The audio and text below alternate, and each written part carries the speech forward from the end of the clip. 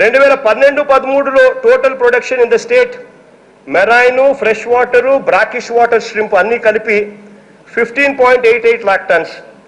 2013-14 అంటే ఎన్ని చంద్రబాబు నాయుడు ముఖ్యమంత్రి కాకముందు నుంచి కూడా చెప్పుకొస్తున్నా.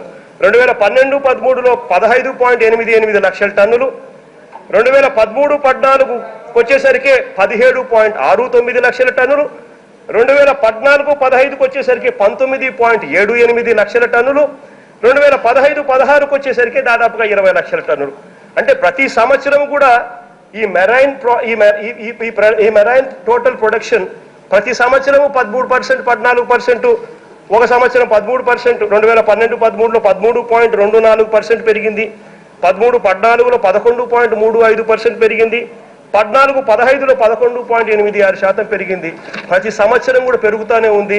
చంద్రబాబు నాయుడు గారు వచ్చిన తర్వాత రొటీన్గా జరుగుతూ ఉన్న విషయాలనే పెద్ద పెద్ద భూతద్దంలో ఎక్కువగా చూపించి బ్లోఅప్ చేసి అదేదో చాలా ఘనకార్యం వల్ల జరిగింది అని చెప్పి చూపించుకునే కార్యక్రమం చేసి దానివల్ల 10-11% గ్రోత్ రేట్ నమోదైంది అని చెప్పి విపరీతమైన డబ్బాలు కొట్టుకునే కార్యక్రమం జరుగుతూ ఉంది. అధ్యక్ష,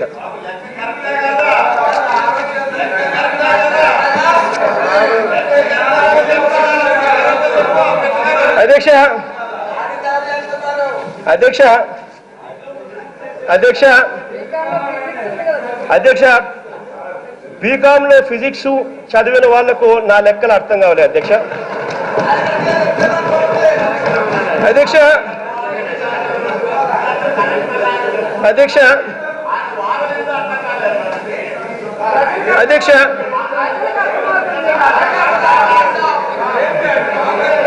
అధ్యక్ష ఒకసారి గమనిస్తే ఒక్క నిమిషం అధ్యక్ష, ఒకసారి గమనిస్తే అధ్యక్ష.